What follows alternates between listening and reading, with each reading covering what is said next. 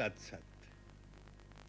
श्री ब्रह्मा विष्णु महेश, ऐसा कहने से लगता है जैसे ये कोई तीन अलग अलग देव अथवा शक्तियां हैं, परंतु ये सत्य नहीं है। वास्तव में ये तीनों एक ही शक्ति के तीन रूप हैं। असल में एक ही पर ब्रह्म परमात्मा है, जिसकी इच्छा अथवा संकल्प से इस जगत की सृष्टि होती है, उस सृष्टि का पालन होता है और फिर उसी सृष्टि का संहार हो जाता है। एक मत ये भी है कि ये सारा जगत वास्तव में है ही नहीं, केवल माया है, और ये उत्पत्ति, पालन और संहार का सारा नाटक केवल माया का भ्रम है। जैसे स्वप्न में देखा हुआ सत्य नहीं होता, उसी प्रकार ये सारा संसार मिथ्या है, केवल स्वप्न मात्र है। फिर भी इस प्रश्न का उत्तर तो चाहिए कि यदि ये स्वप्न है तो ये किसका स्वप्न है? कोई तो है जो इस स्वप्न को देख रहा है अथवा इस स्वप्न की रचना कर रहा है।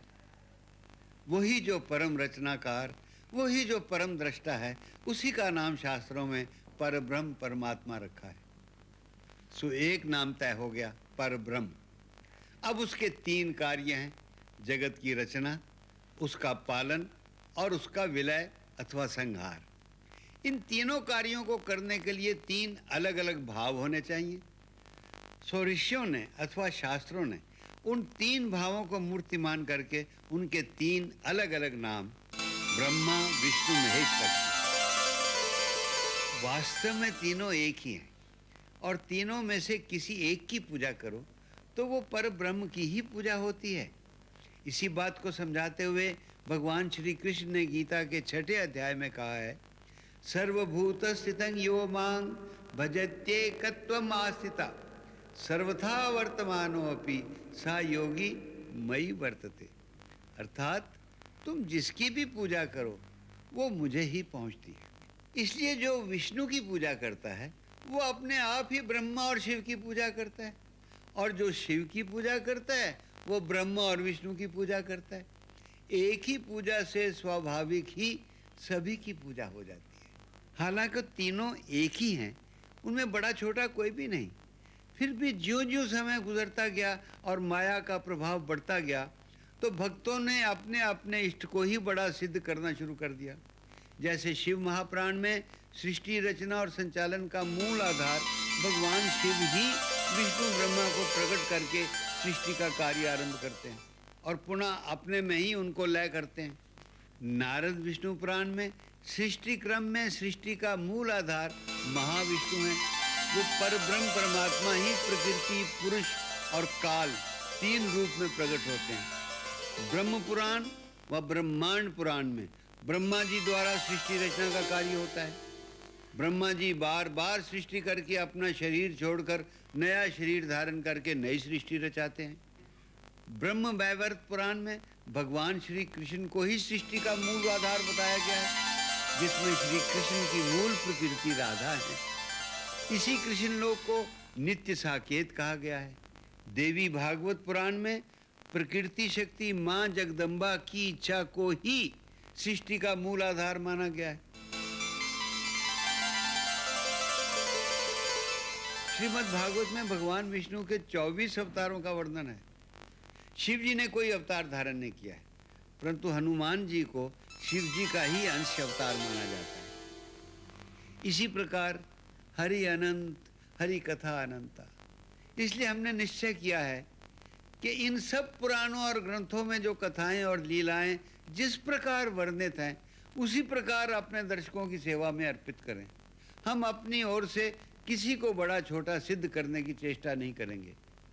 भिन्न भिन्न पुराणों में इन तीनों की जैसी जैसी लीलाएं और कथाएं वर्णित हैं, हम उनको उसी प्रकार आपकी भेंट कर देंगे, परंतु इस आग्रह के साथ, इस विनय के साथ कि इन तीनों में कोई भेदभाव न करके उनकी पृथक पृथक लीलाओं का आनंद लीजिए और उन तीनों में एक ही पर ब्रह्म का तेज देखते हुए मन में उसी पर ब्रह्म को नमस्कार करते रहिए। इसीलिए हमने इस धारावाहिक का एक ही सम्मिलित नाम रखा है, श्री ब्रह्मा विष्णु महेश।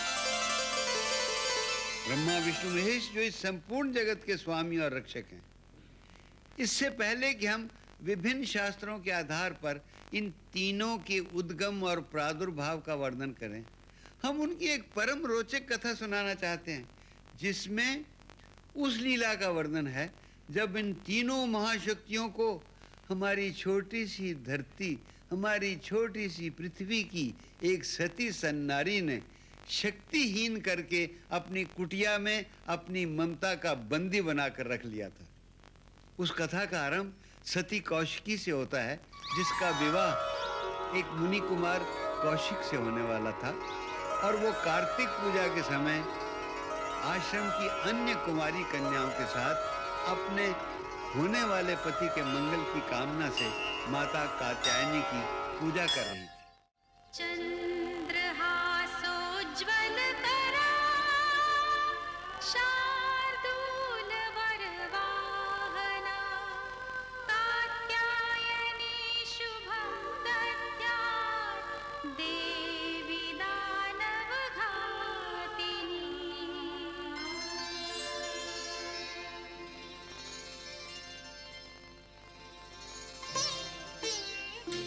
कात्यायनी मां सौख्यप्रदा सुखदायिनी भयहारा व्रत कर दो सफल हमारा।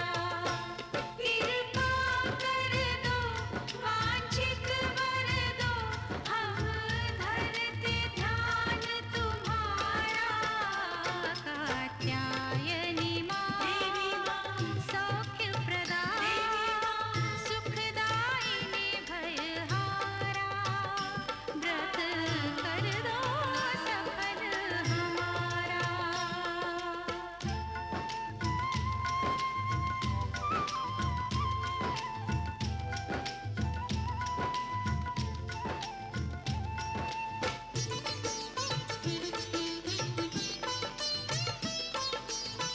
नव दुर्गाओं में किया तुमने षष्ठम स्थान सुशोभित।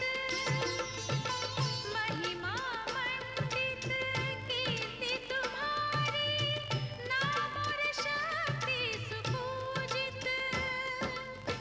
महिमा मंडित कीर्ति तुम्हारी नाम और शक्ति सुपूजित।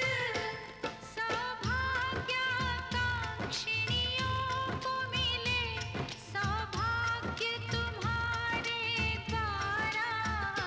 कात्यायनी मां सौख्यप्रदा सुखदायिनी भयहारा व्रत कर दो सफल हमारा।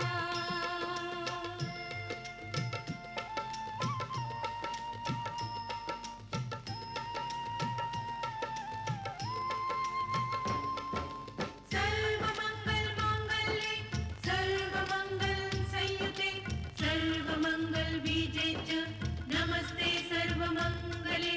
शक्ति स्वरूपे सर्वेषां सर्वाधारे गुणाश्रये सदा आयुधयुक्ते च पतिं देहि नमोस्तुते।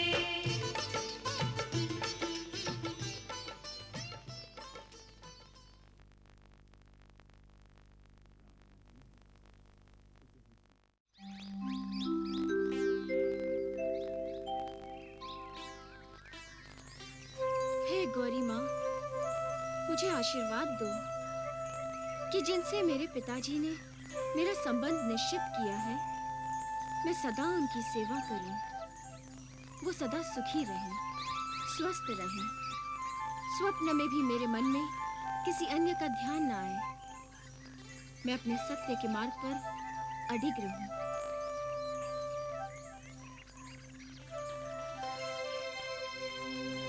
अपनी बेटी को गौरी माँ से अपने पति के सुख और स्वास्थ्य का आशीर्वाद मांगते देखकर मेरा तन बदन सिहर उठा। क्यों? मैं वहां उसका विवाह नहीं कर सकता जहां वो सोच रही है। लेकिन क्यों भला? मैंने तुम्हें भी अभी तक नहीं बताया। जब से हमें कौशिक जी का संदेश प्राप्त हुआ है, मैं भारी दुविधा में पड़ गया हूँ। क्या संदेश आया है? बताइए ना। वो सुकन्या से विवाह करना नहीं चाहते। लेकिन क्यों? क्या कमी है हमारी बेटी में? क्या दोष है सुकन्या में? दोष तो उनके शरीर में उत्पन्न हो गया है। स्पष्ट बताओ, क्या बात है? बात क्या है? उन्हें कुष्ठ रोग की बीमारी हो गई है। उन्हें कोढ़ हो गया है, कोढ़। नहीं, ये क्या हो रहा है देवी माँ? हमारी बच्ची के साथ ये क्या हो रहा है? उन्होंने लिखा है कि मैं सुकन्या से विवाह करके सुकन्या का जीवन नष्ट करना नहीं चाहता।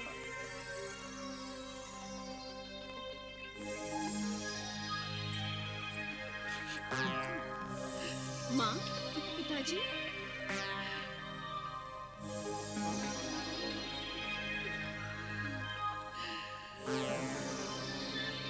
पिताजी,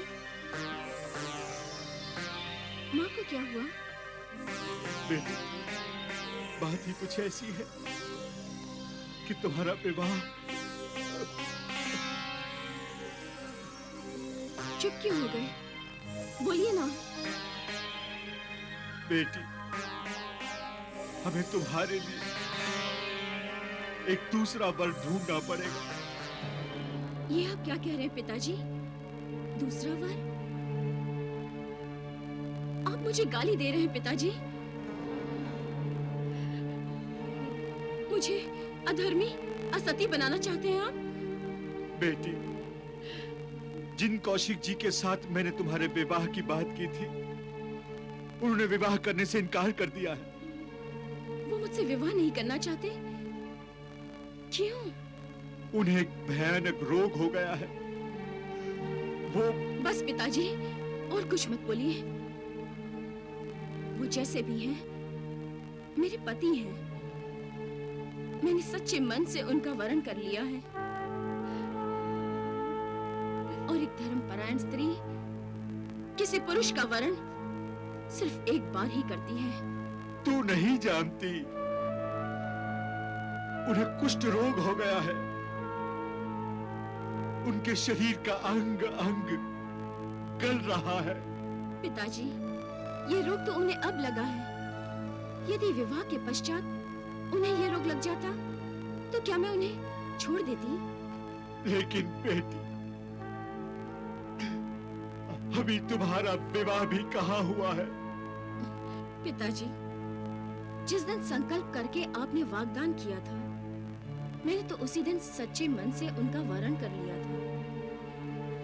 और एक सती जीवन में एक ही बार किसी पुरुष का वरण करती है। मैं मुनि कुमार कौशिक के अतिरिक्त किसी अन्य का वरण नहीं करूंगी। पुत्री, भावनाओं में आकर संकल्प कर लेना। संकल्प नहीं माना जाता। विवाह संस्कार की परंपरा तो विवाह मंडप में अग्निदेव को साक्षी मानकर पूरी की जाती है, जो अभी तक इन पंच तत्वों से बने शरीर में लगातार अग्नि की साक्षी होती है। और फिर ये शरीर भी तो एक मंडप ही है। मैं अपने देवता की हूँ और उन्हीं की रहूंगी। वो जैसे रखेंगे वैसी रहूं, यही एक सती का कर्तव्य है। आप मुझे उनके पास ले चलिए, मैं उनके दर्शन करना चाहती हूँ।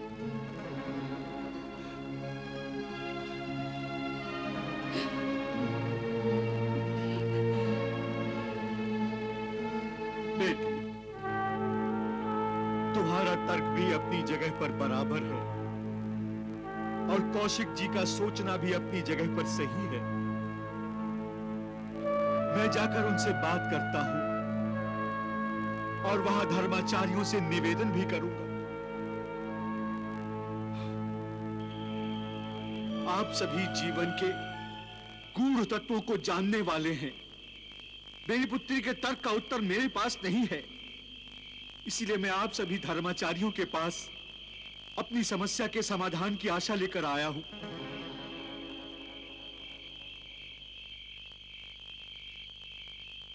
समस्या का समाधान प्रत्यक्ष है मान्यवर। आपकी पुत्री से संबंध विच्छेद का कारण इनका ये रोग है। और इनका घृणित रोग किसी और को न लग जाए, इनके कारण किसी दूसरे को कष्ट हो, ये मुनि कुमार कौशिक नहीं चाहते। भाग्यम फलति सर्वत्र, इसे प्रारब्ध की विडंबना मानकर आप अपनी पुत्री का विवाह कहीं और कर दीजिए। मेरी पुत्री का कहना है कि जिस दिन से मैंने ब्राह्मण कुमार कौशिक जी का अपनी पुत्री के वरण के लिए संकल्प लिया था, उसी दिन से वो मन और बुद्धि से आपको समर्पित हो गई है और आजीवन आपकी सेवा करने का व्रत धारण कर रखा है। अब आप ही एक पिता की लाज रख सकते हैं। ये क्या नृत्य कर रहे हैं आप मेरे पिता समान हैं। मेरी दशा देखिए और स्वयं सोचिए। मुझे अपने पूर्व कर्मों का दंड तो भोगना ही है ना। आपकी निर्दोष कन्या को सहभागी बनाना क्या मेरा सत्कर्म होगा? इसीलिए मैंने संदेश भेजा था। मुझे ज्ञात था कि धर्माचार्यों का निर्णय भी यही होगा। परंतु ये निर्णय तो एक पक्षीय है। आप सब श्रेष्ठ विद्वजन हैं, धर्म विशाद हैं, परंतु एक पक्षीय निर्णय तो पूर्ण निर्णय हो ही नहीं सकता। मैं अपने पिताजी के संकल्प का पालन करते हुए मन और वचन से इनका वरण कर चुकी हूँ। तो क्या एक चरित्रवान कन्या को किसी पर पुरुष का चिंतन करने का अधिकार आपके शास्त्र देते हैं? बोलिए, बोलिए।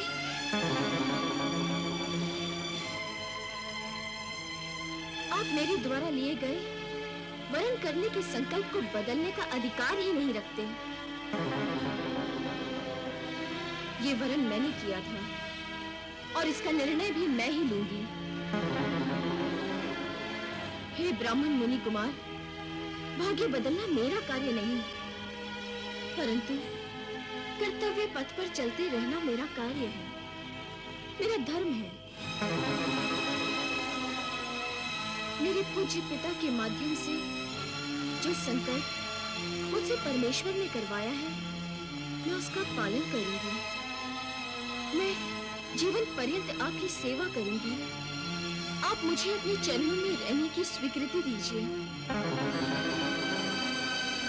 अन्यथा अन्यथा अन्यथा जो तप, साधना और पूजा मैंने की है, उसी की योग शक्ति के बल पर मैं इसी क्षण अपने प्राण त्याग दूंगी। नहीं पुत्री, नहीं, नहीं। ये एक सती का निर्णय है। देवी, तुमने हमें निरुत्तर कर दिया। तुम्हारी जय।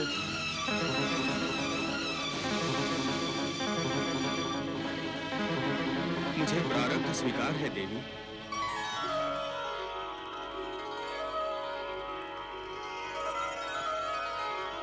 आचार्यवर, पाणी ग्रहण का आयोजन कीजिए।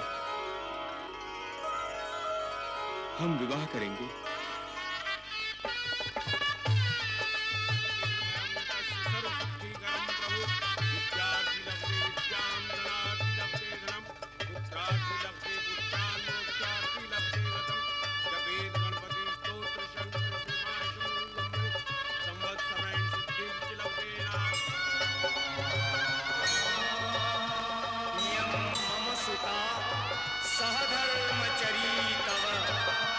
दीक्षितजैनां भद्रं ते पाणिं ग्रहणीष्व पाणिना पतिव्रता महाभागा ध्यायेवानुगता सदा।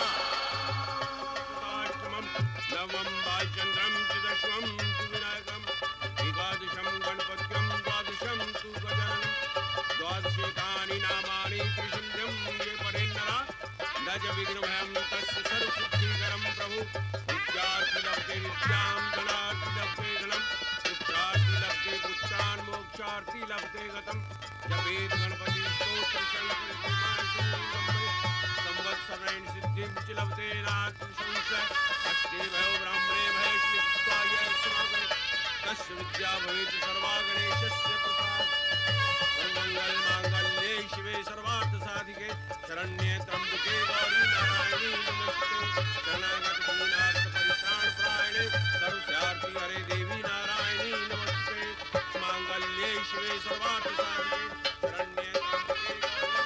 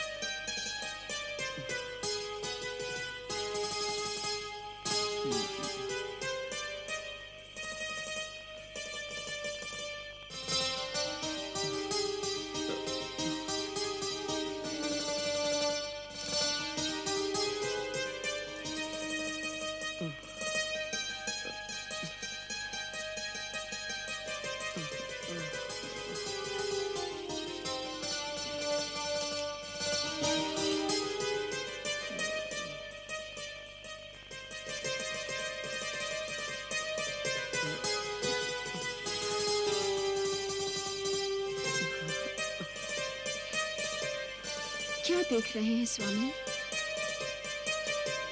एक सच्ची पतिव्रता नारी का प्रत्यक्ष रूप देख रहा हूँ।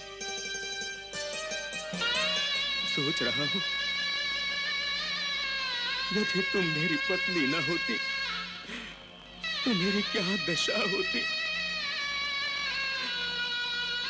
ये शरीर अब तक सड़ गया होता। लोगों के तिरस्कार ने मेरी आत्मा पर न जाने कितने घाव लगाए होते। हो सकता है अपने प्रति ग्लानि से मैंने आत्महत्या कर ली होती। ऐसा मत कहिए स्वामी, ऐसा सोचिए भी मत। मेरे होते हुए कोई आपका तिरस्कार नहीं कर सकता। मैं आपकी पत्नी हूँ, दासी हूँ आपकी।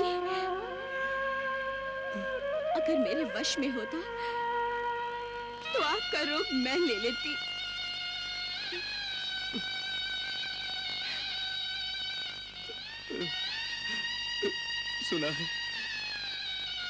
सुना है हिमालय की तराई में गंधक के चश्मे हैं जिनमें नहाने से ये रोग चला जाता है।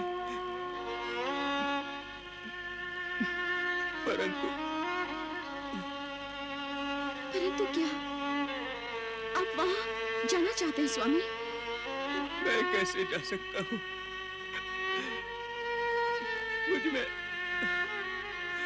मुझ में चलने की शक्ति नहीं है। चलने की शक्ति नहीं है मुझ में। मैं आपकी शक्ति हूँ स्वामी, आप चिंता मत कीजिए।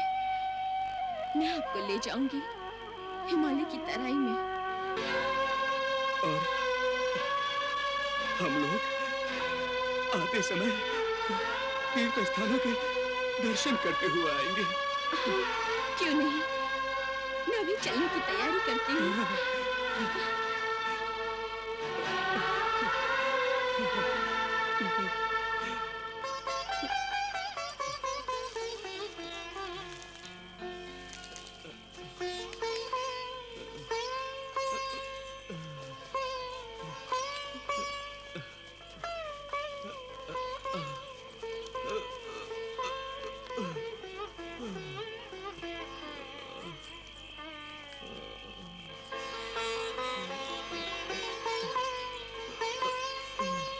कौशिकी अपने पति के साथ हिमालय की तराई की ओर जा रही थी।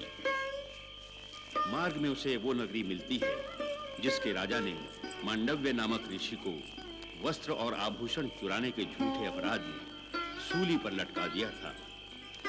और ये वो मार्ग है जहां अभी तक सूली पर चढ़ाए गए मांडव ऋषि अपने योग बल से सूली पर ही ध्यान लगाए समाधिस्थ थे।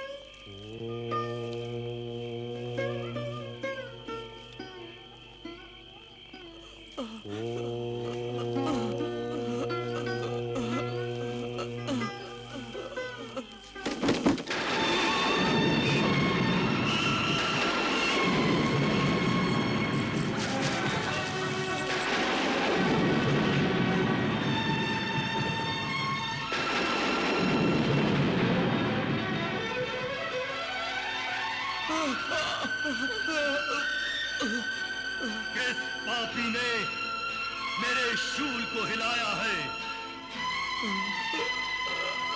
कौन अधर्मी है जिसने मेरी भोग समाधि को भंग किया है? कौन है जिसने मुझे इतनी पीड़ा पहुंचाई है?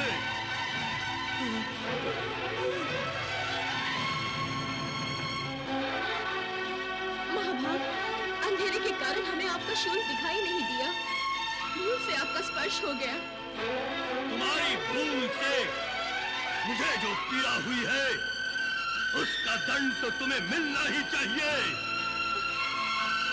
मैं मांडव्य ऋषि तुम्हें शाप देता हूं कि सूर्य उदय होते ही तुम्हारा पति मृत्यु को प्राप्त हो जाएगा।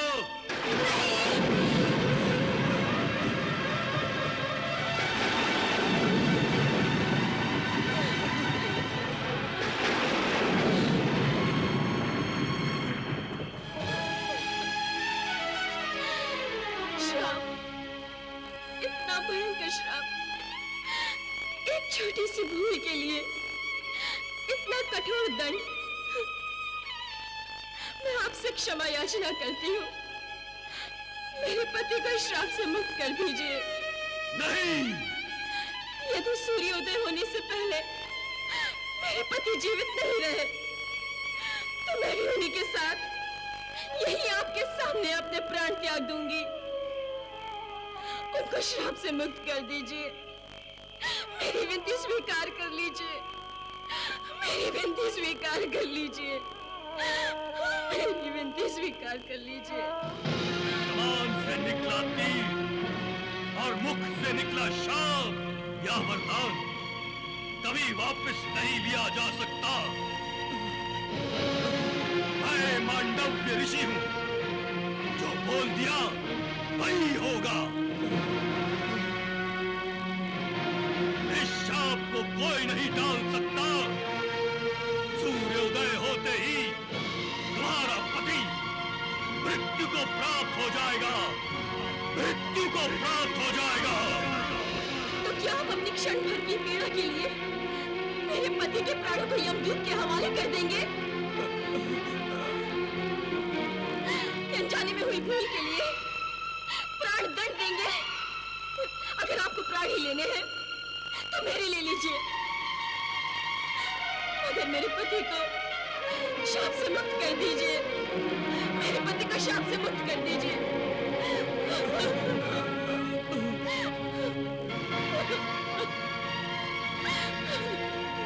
शाप देते ही मेरा संपूर्ण पुण्य और तपोबल नष्ट हो गया है। अब मैं अपना शाप वापस नहीं ले सकता।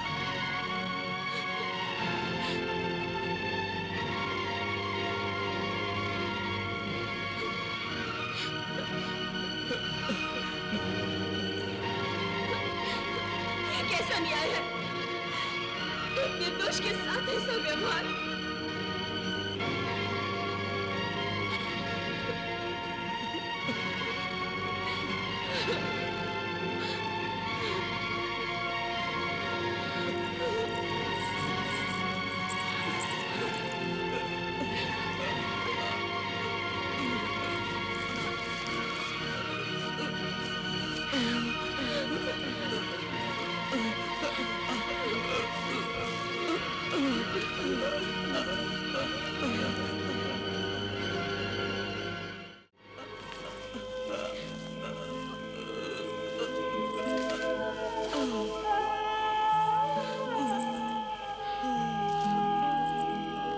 कौशिकी, ये कैसी विडंबना है।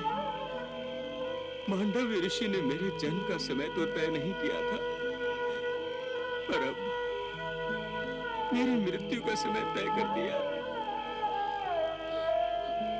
अब हम दोनों का साथ केवल सूर्योदय तक का। नहीं स्वामी, इस ऋषि का शाप तो मुझे इस देह से मुक्त कर देगा, परंतु मेरी आत्मा सदा अशांत रहेगी। नहीं स्वामी नहीं। तुम्हें दुख और वैधव्य की पीड़ा में देखकर कभी शांति नहीं मिलेगी उसे, कभी शांति नहीं मिलेगी उसे। नहीं स्वामी नहीं। अब हमारे साथ केवल सूर्योदय तक का है, बस केवल सूर्योदय तक का। नहीं स्वामी, मैं ऐसा नहीं होने दूंगी। मैं सहायता मांगूंगी, निवेदन करूंगी, प्रार्थना करूंगी कि वो हमें शाप से मुक्ति दिलाए। मैं आती हूँ स्वामी, मैं भी आती हूँ स्वामी।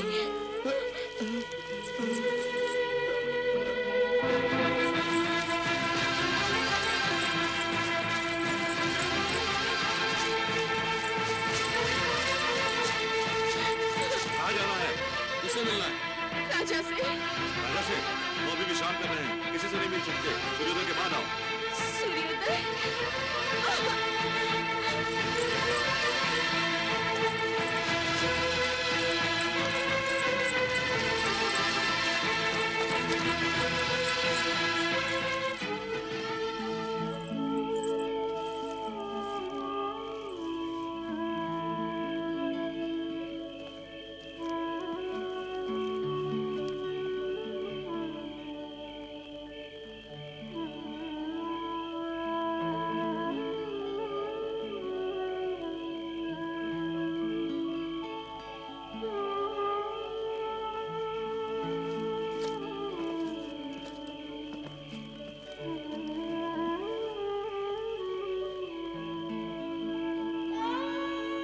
कहो देवी, रात्रि के इस पहर में तुमने हमें क्यों स्मरण किया? राजगुरु, नगर के एक मार्ग पर कोई सूली पर लटका हुआ है। हाँ, एक ढोंगी साधु है। नहीं राजगुरु, कोई ढोंगी शाप देने का साहस नहीं कर सकता। शाप? हाँ, उन्होंने मेरे पति को शाप दिया है। वो मांडव्य ऋषि है राजगुरु, और यदि उनका शाप सत्य हो गया तो सूर्योदय होते ही मैं विधवा हो जाऊंगी। यदि वो सत्य में मांडव्य ऋषि है, तब तो बड़ा अनर्थ हो गया। दंड मिलते समय उन्हें अपना परिचय तो देना चाहिए था।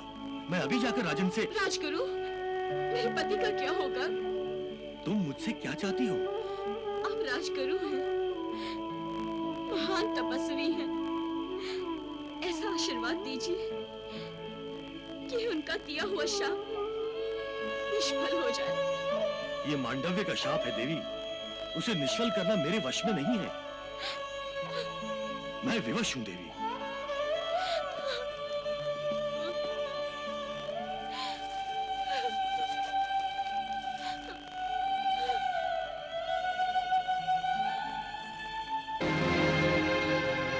हे दसों दिशाओं, हे गंधर्व अप्सराओं, हे देवताओं, मेरे पति की रक्षा कीजिए, मेरे पति की रक्षा कीजिए, मेरे पति की रक्षा कीजिए।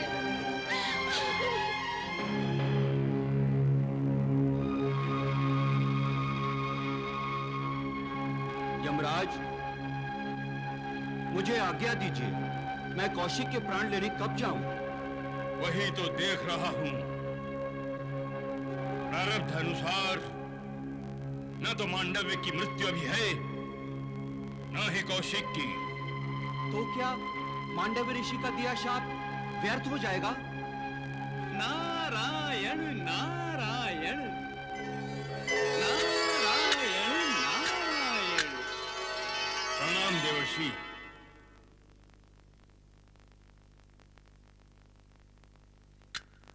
किस समस्या में उलझे हैं धर्मराज? ऋषि श्रेष्ठ, मांडव ऋषि ने कौशिकी को तो शाप दे दिया, परंतु कौशिकी के पति की मृत्यु अभी दूर है। मैं सोच रहा था। सोचिए मत धर्मराज, सोचिए मत। वैसे भी इन शाप अभिशापों से बचकर रहना चाहिए। अब शाप के अनुसार आज सूर्य उदय से पूर्व आपको कौशिक के प्राण हरण कर लेने चाहिए। परंतु ये तो विधाता के विधान में हस्तक्षेप होगा देव ऋषि। नारायण नारायण। और यदि आपने शाप का अनादर किया तो एक ऋषि के शाप के विफल हो जाने का तात्पर्य है उनके वचन का मिथ्या हो जाना। और धर्मराज, यदि एक महात्मा एक ऋषि का वचन मिथ्या हो गया तो तब कौन करेगा? यज्ञ कौन करेगा? और यज्ञ नहीं होने का अर्थ है भगवान की पूजा नहीं होगी, भक्ति नहीं होगी। क्या आप ये चाहते हैं? नहीं देवर्षि, कदापि नहीं। तो बस आप मांडव्य ऋषि के शाप का आदर कीजिए। नारायण नारायण नारायण नारायण।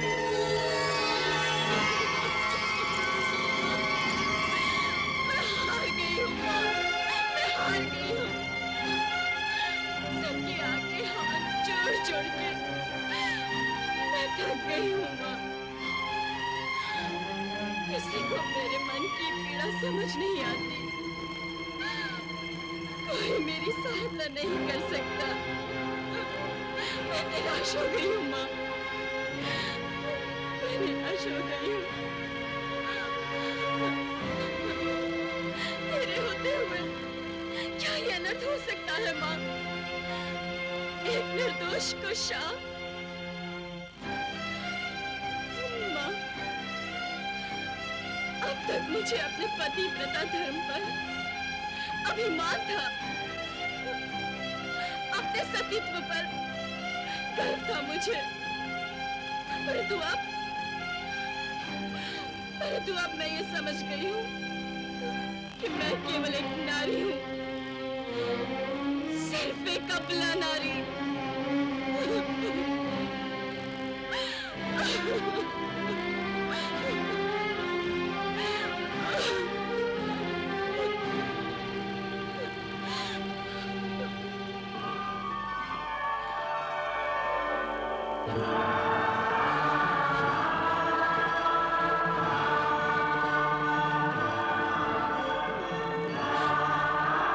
जो अपनी सहायता आप नहीं करते, उनकी सहायता कोई नहीं करता। कौशिकी, तुम इतना निराश हो जाओगी, इसकी तो कल्पना भी नहीं की जा सकती थी। उस पर तुमने हताश होकर अपने आप को निर्बल समझ लिया। नारी शक्ति है कौशिकी, अबला नहीं। और तुम तो सती हो। इसी बात का तो खेद है माँ। मेरी सतीत्वता का क्या लाभ है? क्या लाभ है मेरे पतिव्रता धर्म का? क्या लाभ है मेरे तप का, मेरी पूजा का? अगर मैं अपने पति की सहायता नहीं कर सकती माँ, तो मेरा ये जीवन व्यर्थ है। कोई भी जीवन व्यर्थ नहीं होता पुत्री। सृष्टि रचना करते समय ब्रह्मा जी प्रत्येक जीवन का उपयोग सोचकर ही देह में प्राण फूंकते हैं। तुमने ब्रह्मा जी द्वारा दिए गए जीवन का इतना सदुपयोग किया है कि तुम यथार्थ रूप में शक्ति बन गई हो। अतः निराशा छोड़ो और अपने सतीत्व की शक्ति को पहचानो और उस शक्ति का प्रयोग करो। तुम जो चाहोगी वही होगा। यदि मैं चाहूं कि सूर्योदय ना हो, तो सूर्योदय नहीं होगा।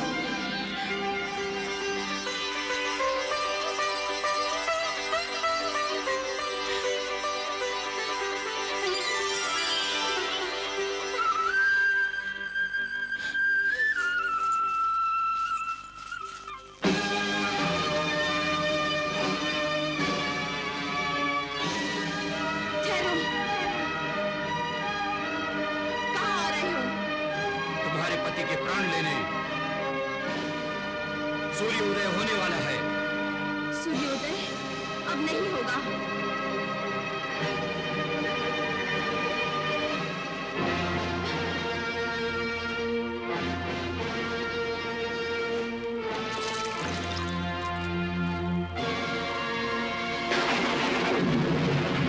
हे देवताओं, हे ब्रह्मा, हे विष्णु, हे महेश, हे प्रकृति और दिशाओं, यदि मैंने सच्चे हृदय से अपने पति की सेवा की है, यदि मेरे मन में स्वप्न में भी किसी पर पुरुष का विचार नहीं आया, तो मेरे सत्य कथन से सूर्योदय नहीं होगा। और यदि मेरे में सतीत्वता है, तो अब सूर्योदय होगा ही नहीं।